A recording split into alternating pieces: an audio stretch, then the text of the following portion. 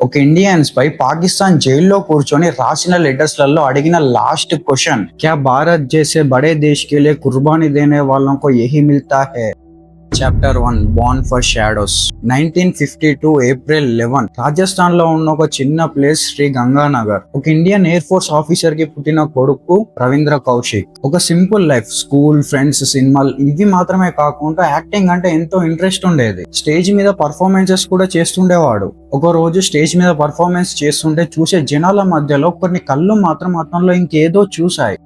Chapter 2 రా entry. ఆ జనాల మధ్యలో ఉన్నది రా ఏజెంట్స్. రవీంద్ర కౌశిక్ ని పక్కకి పిలిచి సినిమాల్లో యాక్టింగ్ చేసి హీరో అవుతావా లేదా ఇండియా కోసం కష్టపడి హీరో అవుతావా అని అడిగారు. అతను రెండోది ఎంచుకున్నాడు. 1971 లో జరిగిన వార్ వల్ల పాకిస్తాన్ ఓడిపోయినందుకు పగతో రగిలిపోతుంది. అప్పుడున్న పాకిస్తాన్ ప్రధాని పబ్లిక్ గా మేము అణుబాంబు తయారు చేస్తాం, ఇండియాని నాశనం చేస్తామని పబ్లిక్ గా చెప్పాడు. అండ్ అప్పుడే ఇండియాకి వచ్చిన ఒక పెద్ద confusion.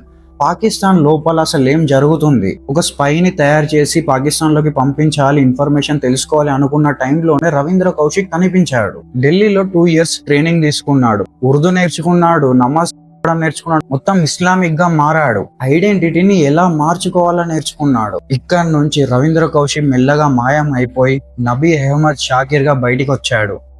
Chapter 3 rise of Shakir. 23 ఏళ్లకే ఇండియా నుండి పాకిస్తాన్ కి పంపించబడిన ఒక సీక్రెట్ వెపన్. పేరు మారింది, మతం మారింది, మొత్తం జీవితమే మారింది. పాకిస్తాన్ కి వెళ్ళాక అందరితో స్నేహం పెంచుకున్నాడు. కరాచీ యూనివర్సిటీలో అడ్మిషన్ సంపాదించాడు. అక్కడే LLB కూడా గ్రాడ్యుయేషన్ కంప్లీట్ చేశాడు. ఇమాజిన్, ఎనిమీ కంట్రీలో ఫుల్ గా ఇంటిగ్రేట్ అవ్వడం అనేది చిన్న విషయమేం కాదు. Chapter 4 under enemy skin. Education complete అయ్యాక ఒక ఫేక్ ఐడెంటిటీ క్రియేట్ చేసుకొని పాకిస్తాన్ ఆర్మీలోకి ఎంట్రీ ఇచ్చాడు. మిలిటరీ అకౌంట్స్ డిపార్ట్మెంట్ లో పనిచేసేవాడు. అక్కడే హై లెవెల్ పొజిషన్ లో ఉండేవాడు. 1979 నుంచి 1983 వరకు సెన్సిటివ్ ఇన్ఫర్మేషన్ అంతా ఇండియాకి పంపించేవాడు. యుద్ధం ఎప్పుడు వస్తుంది, ఆర్మీ ఎక్కడికి వెళ్తుంది అన్న విషయాల్లో ఆర్మీ జనరల్స్ కన్నా ముందు బడ్జెట్ ఫైల్స్ చూసే వాళ్ళకే తెలుస్తుంది. అతను అందించిన ఇన్ఫర్మేషన్స్ లలో most important information Pakistan nuclear. Pakistan ని దోషిగా నిలబెట్టడానికి ఆ ఇన్ఫర్మేషన్ చాలా యూజ్ అయింది. ఎప్పటికప్పుడు సెన్సిటివ్ ఇన్ఫర్మేషన్ అంతా ఇండియాకి పంపించేవాడు. ఆ టైంలో ఉన్న ఇందిరాగాంధీ గారు రవీంద్ర కౌశిక్ కి బ్లాక్ టైగర్ అన్న ఒక టైటిల్ ఇచ్చారు.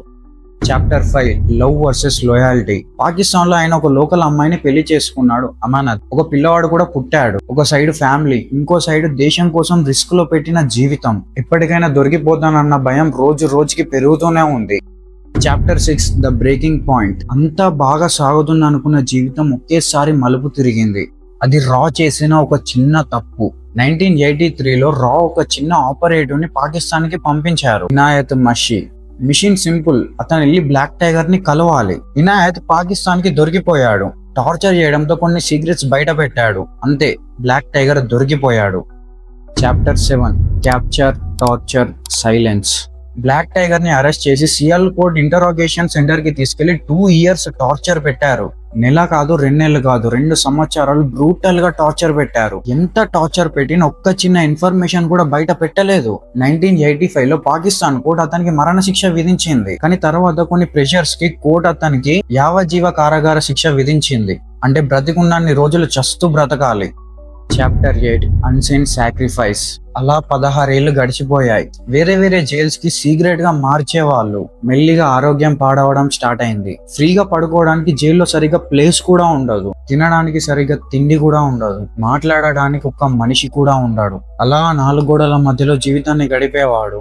సీక్రెట్ గా ఇండియాకి లెటర్స్ పంపించేవాడు. ఆ లెటర్స్ లో నన్ను కాపాడంటే నేను ఇండియా నన్ను ఒప్పుకోనని బాధపడుతూ రాసేవాడు.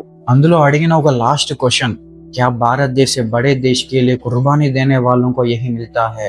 ఆ లెటర్స్ చదివిన వాళ్ళ తండ్రి గుండె ముక్కలైపోయింది. ఢిల్లీలో చెప్పులు అరిగేలా తిరిగారు. మంత్రుల కాళ్ళ మీద పడి ఎంతో బ్రతిమలాడుకున్నారు. కానీ మన ఇండియా సైడ్ నుంచి సైలెన్స్ తప్ప ఇంకేం లేదు. ఇక్కడే మనం ఒకటి అర్థం చేసుకోవాలి. స్పై అనేవాడి జీవితం ఎలా ఉంటుందో. మన ఏజెంట్ ఎవరైనా పట్టుబడితే మాకు సంబంధం లేదని చేతులు ఎత్తేస్తారు. ఎందుకంటే పాకిస్తాన్ లో ఉంది మన ఏజెంట్ అని ఒప్పుకుంటే ఇంటర్నేషనల్ గా ఇండియా పరువు పోతుంది, యుద్ధం జరిగే ఛాన్స్ ఉంటుంది. అందుకే దేశం కోసం రవీంద్ర కౌశిక్ ని త్యాగం చేసేశారు. Chapter 9 the final silence.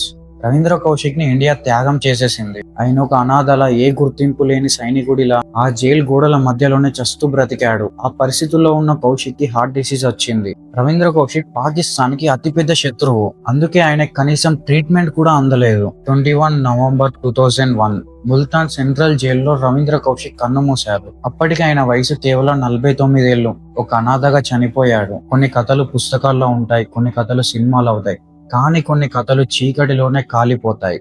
Ravindra Kaushik is not just a spy, is a god of spy. Jai Hind, జై భారత్.